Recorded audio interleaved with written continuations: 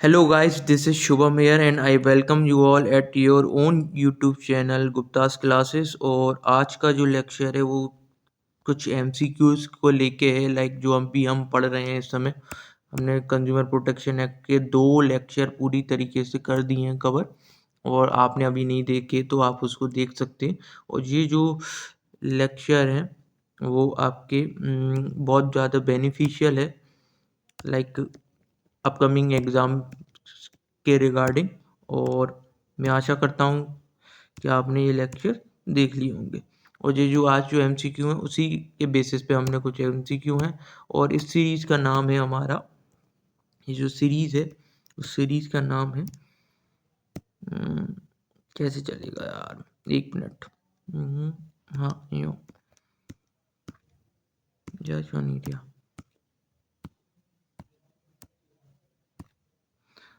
चलो मैं यही लिख देता हूँ। सीरीज़ का नाम है आपका 10 का दम सीरीज़। ठीक है, 10 मिनट में हम 10 सवाल करेंगे, है ना। 10 मिनट में 10 सवाल, ठीक है। 10 मिनट में 10 MCQ यहाँ पर आएंगे और 10 मिनट की ये वीडियो रहेगी, लगभग 10, 11, 12 मिनट की। ठीक है, तो उसमें हम ये सब चीज़ें डिस्कस किया करेंगे, वो उन्हीं टॉपिक से रिलेटेड या उन्हीं चीज़ों से रिलेटेड जो हमने रिसेंट में करी होंगी। ठीक है, ओके, चलें करें इस सवाल को। तो स्टार्ट करते हैं वीडियो को पहले क्वेश्चन के साथ। पहला क्वेश्चन एक इजी सा क्वेश्चन आपकी स्क्रीन पे दिख रहा होगा आपको। आपको 1 मिनट लेना है 10 मिनट में 10 सवाल करने के लिए। ठीक है, तो चलिए, the objective of consumer protection act protection law. जो कंज्यूमर प्रोटेक्शन लॉ है, जो हमने जिसकी 2 वीडियोस कवर की हैं, उसका ऑब्जेक्टिव क्या है? Protect the interest of consumer, consumer के हितों में को प्रोटेक्ट करना। Establish authorities for settling consumer dispute, authority का निर्माण करना ताकि कंज्यूमर की जो डिस्प्यूट्स हैं उनको सेटल किया जा सके। Establish authority for administering consumer dispute, मतलब अथॉरिटी का निर्माण करना ताकि कंज्यूमर डिस्प्यूट की जो डिस्प्यूट से रिगार्डिंग जो भी एडमिनिस्ट्रेशन है उसका काम हो सके। तो ये हमने CCPA के अंडर देखने को मिलेगा एडमिनिस्ट्रेशन कैसे होता है। और ये हमको कमीशन के अंदर देखने को मिलेगा, जो वेरियस कमीशन है ना, like district commission, state commission and national commission. ये चीज़ें हमको उसमें देखने को कवर करने को मिलेंगी। तो अभी तक हमने शायद इन चीज़ों को पढ़ा नहीं है, बट अगले लेक्चर में, शायद शाम वाले लेक्चर में, ये चीज़ें हो जाएंगी। तो और प्रोटेक्ट करना इंटरेस्ट, कंज्यूमर के इंटरेस्ट को, ये तो ऑलरेडी एक पॉइंट है ही है। ओके, तो ये पॉइंट तो प्रीमबेल में भी इंक्लूड था, है ना। तो यहाँ पे जो आंसर बन जाएगा वो आपका बन जाएगा डी। ठीक है, चलिए दूसरा दूसरा वाला देखते हैं। दूसरा है आपका, e commerce has brought with in the ambit of consumer protection act in the year. मतलब जो ई कॉमर्स है, ई कॉमर्स का जो कंसेप्ट है वो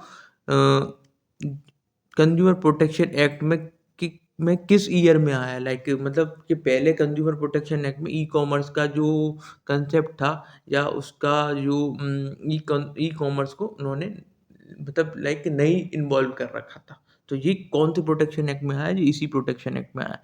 ठीक है, ये 2019 के प्रोटेक्शन एक्ट में ई कॉमर्स आया है। हमने कुछ चीज़ें यहाँ पे देखी थी, जब हमने वीडियोस किए थे तो हमने मेन फीचर्स भी देखे थे, है ना।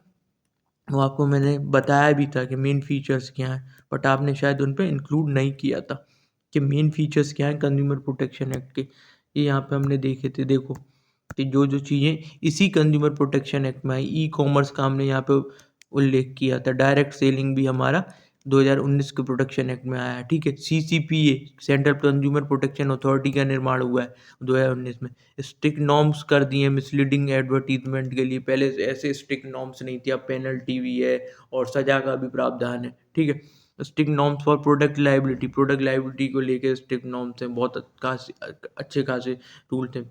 पिक्यूनरी जुरिस्डिक्शन का एक नया कंसेप्ट है ना। Unfair trade practices, unfair contract, alternate dispute resolution through mediation. तो ये सब चीज़ें हमारे मेन फीचर्स में हमने इंक्लूड किया था जब हमने लेक्चर की शुरुआत की थी। ठीक है, तो यहाँ से ये चीज़ें हमारी बनती हैं।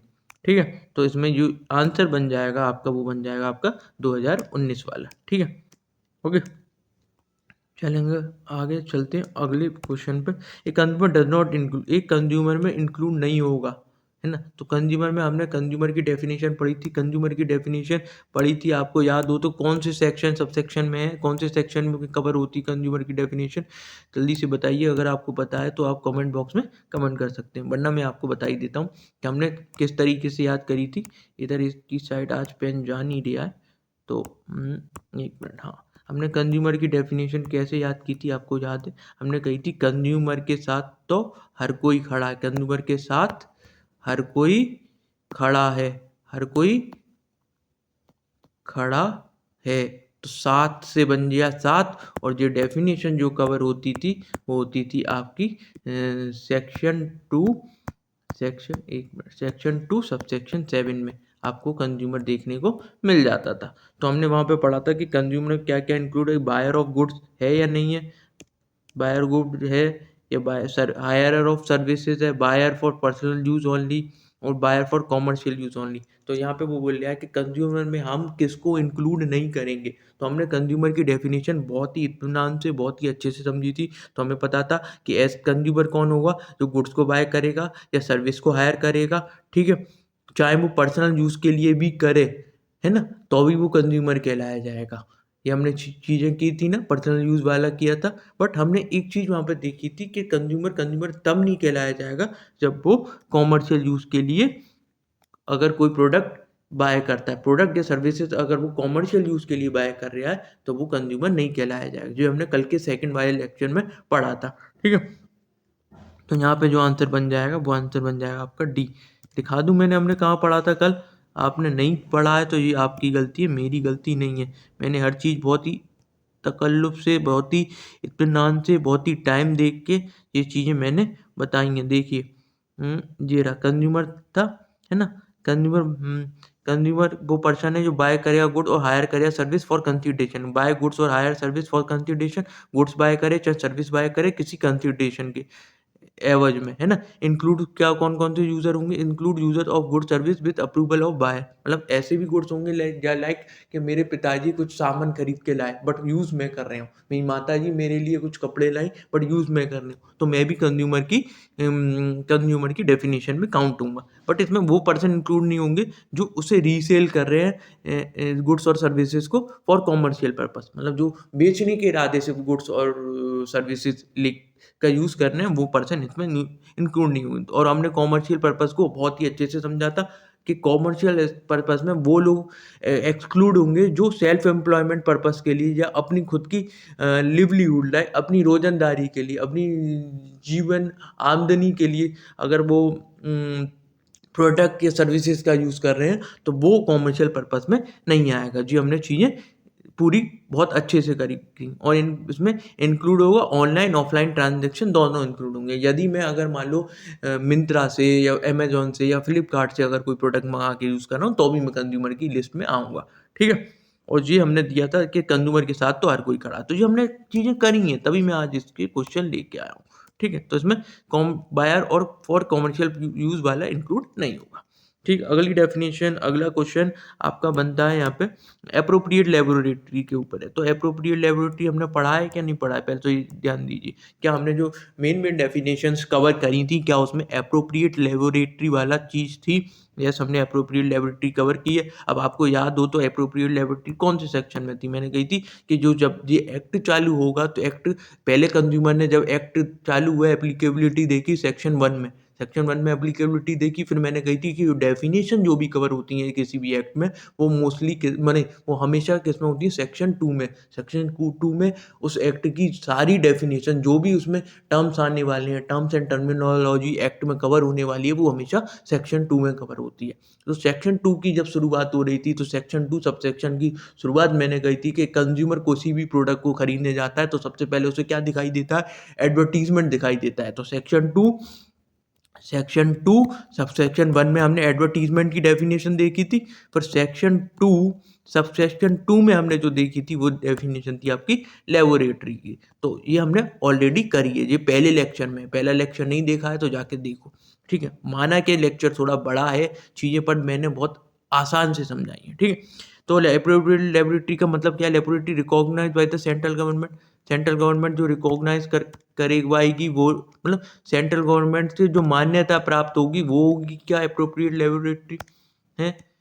ठीक है, laboratory recognise by the state government, या स्टेट गवर्नमेंट जो से मान्यता प्राप्त लेबोरेटरी को हम एप्रोप्रिएट लेबोरेटरी कहेंगे। Organisation recognise by government for the purpose, ऐसी ऑर्गेनाइजेशन जिसको गवर्नमेंट ने इस चीज़ के लिए रिकॉग्नाइज किया है। कहने का मतलब है कि एज पर लॉ, मैंने कहा था ना, यदि किसी लॉ के तहत अगर लेबोरेटरी स्टार्ट हुई है, लाइक कोई एक्ट है या लॉ है, उसके तहत अगर लेबोरेटरी स्टार्ट हुई है तो भी वो एप्रोप्रिएट लेबोरेटरी के केस में आएगी, जो हमने ऑलरेडी चीज़ें की हैं। ठीक है, लेक्चर नंबर 1 में consumer protection act lecture number 1। तो यहाँ पे जो आंसर बन जाएगा वो आपका बन जाएगा ऑल ऑफ द अबव, है ना। एक बार आप डेफिनेशन को दोबारा देख लीजिएगा कि उसमें क्या था। एप्रोप्रिएट लेबोरेटरी का मतलब ये था, ऐसी लेबोरेटरी जहाँ पर टेस्ट होगा, किसका होगा, प्रोडक्ट का डिफेक्ट पता करने के लिए जो टेस्ट वगैरह कर सकते हैं हम, उसको एप्रोप्रिएट लेबोरेटरी कहा जाएगा। ऐसी लेबोरेटरी जो सरकार द्वारा मान्यता प्राप्त होगी, है ना, चाहे वो सेंट्रल गवर्नमेंट हो या स्टेट गवर्नमेंट हो। अच्छा, एक चीज़ और है, स्टेट गवर्नमेंट मान्यता तो देगी पर गाइडलाइंस किसकी फॉलो करेगी, गाइडलाइंस हमेशा सेंट्रल गवर्नमेंट की फॉलो होंगी। ठीक है, मतलब स्टेट गवर्नमेंट मान्यता तो दे सकती है किसी लेबोरेटरी को एप्रोप्रिएट लेबोरेटरी की तरह, बट वहाँ पे जो गाइडलाइंस है वो सेंट्रल गवर्नमेंट के रूल्स एंड रेगुलेशन को फॉलो करके ही स्टेट गवर्नमेंट मान्यता देगी। ठीक है, या फिर हमने ये भी पढ़ा था कि किसी पुराने लॉ या लॉ के तहत अगर कोई लेबोरेटरी स्टार्ट हुई है तो वो भी से एप्रोप्रिएट लेबोरेटरी में आएगी, और इसका पर्पस क्या होगा कि पर्पस होगा इसका कि गुड्स के डिफेक्ट को पता लगाना। ओके, चले अगला question, commercial purpose does not include. अभी जैसे हमने पढ़ा कॉमर्शियल पर्पस को तो हमने बहुत अच्छे से कवर किया था। कॉमर्शियल पर्पस में क्या इंक्लूड नहीं होता, business purpose, employment purpose, livelihood by self employment या सेल्फ एम्प्लॉयमेंट, क्या होगा बताइए। कॉमर्शियल पर्पस में देखो बिजनेस पर्पस तो इंक्लूड होगा भाई, business purpose is equal to commercial purpose, ये हमने देखा। एम्प्लॉयमेंट पर्पस है ना, एम्प्लॉयमेंट पर्पस मतलब कि लाइक कॉमर्शियल पर्पस में अगर एम्प्लॉयमेंट पर्पस भी इंक्लूड होगा। सेल्फ एम्प्लॉयमेंट पर्पस, यहाँ पे सिर्फ टर्मिनोलॉजी का खेल है, जो हमने पढ़ा था वो पढ़ा था लिवलीहुड बाय सेल्फ एम्प्लॉयमेंट। यदि कोई इंसान, यही टर्मिनोलॉजी दे रखी है एक्चुअल में लॉ में, है ना। अब कहने को तो हम एम्प्लॉयमेंट पर्पस या सेल्फ एम्प्लॉयमेंट को भी इस तरीके से मान सकते थे, मान सकते हैं, मान सकते थे, बट क्यों नहीं मान रहे, क्यों नहीं कवर कर रहे हैं, क्योंकि लॉ ने साफ साफ यही शब्दावली का यूज किया है। लॉ में सिर्फ यही शब्दावली का यूज हुआ है, लिवलीहुड बाय सेल्फ एम्प्लॉयमेंट। यदि कोई पर्सन लिवलीहुड अपने जीवन यापन कर रहा है, सेल्फ एम्प्लॉयमेंट कर रहा है किसी प्रोडक्ट या सर्विसेज का यूज करके, तो उस केस में वो कॉमर्शियल पर्पस में इंक्लूड नहीं होगा। इसका मतलब क्या है, वो कंज्यूमर नहीं कहलाया जाएगा। ओके, सो इधर जो आंसर बन जाएगा वो आंसर बन जाएगा सी। हमने कल डिफेक्ट और डेफिशिएंसी की वो करी थी। डिफेक्ट किसके अकॉर्डिंग चल, डिफेक्ट किसको कवर करता है, डिफेक्ट में क्या कवर होता है, याद हो आपका कल का लेक्चर देखा है तो। डिफेक्ट हमेशा प्रोडक्ट को कवर करेगा, प्रोडक्ट में अगर कोई कमी होगी, कोई हानि होगी, क्वालिटी में, क्वांटिटी में, पोटेंसी में, प्योरिटी में, इस तरीके की कोई चीज़ें प्रोडक्ट में होंगी तो उसको हम डिफेक्ट कहेंगे। डिफेक्ट किस में कवर था आपका, सेक्शन 2 सबसेक्शन 10 में। डेफिशिएंसी किसके रिगार्डिंग वर्क करती है, ये भी मैंने कल बताया था। डेफिशिएंसी मतलब कमी किस में होगी, सर्विसेज में। तो डेफिशिएंसी किसको कवर करेगी, सर्विसेज को कवर करेगी। डिफेक्ट किसको कवर करेगा, प्रोडक्ट को कवर करेगा। मैंने बोली थी ना, एक की कमी तो एक और मिल गया। तो दो सेक्शन 2 सबसेक्शन 11 में डेफिशिएंसी कवर करती है। ये सब चीज़ें हमने कल देखी हैं, बहुत अच्छे से देखी हैं। तो चलिए, डिफेक्ट और deficiency is the short coming of quality etcetera that is required by, है ना। तो डिफेक्ट और कमी, डेफिशिएंसी कल हमने पूरे बहुत अच्छे से डेफिनेशन कवर करी थी। तो ये क्या है कि क्या कह रहा है, इस शॉर्ट कमिंग है क्वालिटी एक्सेट्रा की जो रिक्वायर्ड है, किसके द्वारा, क्या लॉ ने ऐसा कहा कि लॉ ने, हाँ मैंने कही थी ना, अगर लॉ में ऐसे स्टैंडर्ड्स बना रखे हैं किसी प्रोडक्ट और सर्विसेज को देने के और वो आप फुलफिल नहीं कर रहे हो, तो डिफेक्ट और डेफिशिएंसी की डेफिनेशन में कवर है वो। क्या कॉन्ट्रैक्ट में, मतलब कि सेलर और बायर के बीच में पहले से ही कॉन्ट्रैक्ट हो गया था कि आप मेरे को इस तरीके से सर्विस परफॉर्म्ड करोगे, है ना? जब मैंने इसका एग्जांपल भी दिया था, जैसे आपने अपनी कोई टैक्सी हायर करी और आपको मथुरा से लाइक दिल्ली जाना है, बट आपने कहा कि मेरे को जो जाना है वो अलीगढ़ होके जाना है, बट वो आपको हाईवे से लेके चला गया, तो क्या जो परफॉर्मेंस ऑफ सर्विसेज एक्चुअल में डन हुई उस तरीके से जिस तरीके से बायर मांग रहा था? नहीं हुई। तो इस तरीके की जो डेफिशिएंसी है वो काउंट होगी, ठीक है ना? तो डेफिशिएंसी चाहे लॉ के द्वारा कोई स्टैंडर्ड्स बना रखे हों उसको पूरा करने के लिए, या आपस में कॉन्टैक्ट हुआ हो किसके बीच में, सेलर और बायर के बीच में, या फिर क्लेम्ड बाय द ट्रेडर, या मतलब ट्रेडर ने ऐसा क्लेम कर रखा है, प्रोमिस कर रखा है पहले से ही, इम्प्लाइडली या एक्सप्रेसली एक्सप्रेसली उसने ये सब बता रखा है कि ये प्रोडक्ट आपको इतने इस तरीके से वर्क करेगा, इतना अच्छा है, ये वो अगर उसने पहले से बता रखा है और पर वो प्रोडक्ट या सर्विसेज उस तरीके की नहीं हुई हैं, ठीक है, तो उस केस में क्या डेफिशिएंसी और डिफेक्ट दोनों काम करेंगे, ठीक है, ठीक है। तो यहाँ पे जो आंसर बन जाएगा वो ऑल ऑफ द अबव बन जाएगा। ये हमने कल कवर करी थी, ठीक है। अगला क्वेश्चन देखते हैं। ये थोड़ा आउट ऑफ द बॉक्स है, बट इस तरीके के क्वेश्चन भी कभी कभी पूछ ले जाते हैं। Customer is the most important visitor on our premises. एक कस्टमर जो होता है वो सबसे इंपॉर्टेंट विजिटर होता है आप हमारे premises, premises in the sense आपकी बिजनेस हाउस पे या बिजनेस यूनिट पे। ये वर्ड्स किसके हैं, किसने कही थी? जॉन एफ कैनेडी ने कहे हैं, महात्मा गांधी ने कहे हैं, राल्फ राल्फ नाडर ने कहे हैं, या आरपी दलवई ने कहे हैं? किसने कहे हैं? ये शब्द किसके हैं? तो ये शब्द हैं आपके बापूजी के, मतलब लाइक हमारे महात्मा गांधी जी ने ये शब्द कहे थे। ओके, तो इसका आंसर बन जाएगा आपका बी। ओके, अच्छा, which of the following not the right of a consumer in a free society. अच्छा, इसमें से कौन सा राइट नहीं है कंज्यूमर का एक फ्री सोसाइटी में? हमने राइट्स कवर करे थे, राइट्स कौन से सेक्शन में कवर करे थे ये बताइए, चलो जल्दी जल्दी याद करिए याद करिए याद करिए। तो मैंने कहा था what is right before the number 10, what is right before the number 10, what is right before the number 10? तो क्या आता है बिफोर द नंबर 10? 9। तो हमने कही थी ये जो राइट्स हैं कंज्यूमर के सब सेक्शन 2 सब सेक्शन 9 में कवर है। इस तरीके से हमने याद किया था ना, मेरे को याद है तो आपको भी याद होना चाहिए। What is right before number 10 is section 2 sub section 9, और उसमें क्या है आपके राइट्स ऑफ कंज्यूमर आपके इंक्लूड है। कभी कभी मतलब ऐसा होता है कि लाइक सेक्शन को कवर करके पूछ लेता है जी, most of the important definition है उसका सेक्शन पूछ लेगा आपसे, जैसे कंप्लेन का पूछ लेगा, कंप्लेनेंट का पूछ लेगा, कंज्यूमर राइट का पूछ लेगा, इस तरीके के सेक्शन वो जो मोस्ट इंपॉर्टेंट चीज़ है। और अब ये जो नए फीचर्स इंक्लूड हुए हैं कंज्यूमर प्रोटेक्शन एक्ट 2019 उसके भी वो पूछ सकता है। तो इस वजह से मैंने इस तरीके से आपको याद कराया है कि आप कभी बोलोगे नहीं। तो इसमें कौन सा राइट इंक्लूड नहीं है? राइट टू चूज था। राइट टू चूज तो हमने पढ़ा था कि कंज्यूमर पर राइट है कि वो चूज करेगा अपने हिसाब से प्रोडक्ट और service. Right to be inform, भाई कंज्यूमर को इन्फॉर्मेशन लेने का राइट है ना। राइट टू बी हर्ड, उसको सुना जाएगा, ये भी है। राइट टू बार्गेन कोई राइट नहीं था, तो इसमें जो आंसर बन जाएगा वो आंसर बन जाएगा आपका डी। और ऑल्दो हमने नंबर ऑफ कंज्यूमर राइट्स कितनी है ये भी आपको याद रखना है कि number of consumer right total है 6 आपके। ओके, चलिए, right to safety, right of the consumer employees, मतलब राइट टू सेफ्टी पढ़ा था क्या हमने? राइट हमने पढ़ा था right to safety. Right to safety किससे बिलोंग कर? Protection against the marketing, general marketing से था क्या वो, है ना? ये तो ऐसा तो हमने कुछ पढ़ा ही नहीं था। मार्केटिंग इन जनरल तो नहीं पढ़ा था, लाइक मार्केटिंग तो गुड्स की करेगा इंसान जनरल वे में, सामान्य वे में करेगा। प्रोटेक्शन अगर हैजार्डस गुड्स, क्या इसके अगेंस्ट था right to safety? Protection against monopoly के अगेंस्ट था, या प्रोटेक्शन अगेंस्ट हायर प्राइसेस के अगेंस्ट था? राइट टू सेफ्टी था कि right against the marketing of hazardous goods and services. Like आप हैजार्डस गुड्स और सर्विसेज की मार्केटिंग जो भी अगर करेगा तो उसके अगेंस्ट आपको क्या है, सेफ्टी प्रोवाइड की जाएगी, इस तरीके से था। तो safety against hazardous goods and services. तो इसमें आंसर क्या बन जाएगा आपका? बन जाएगा answer B. B will be your right answer, ठीक है।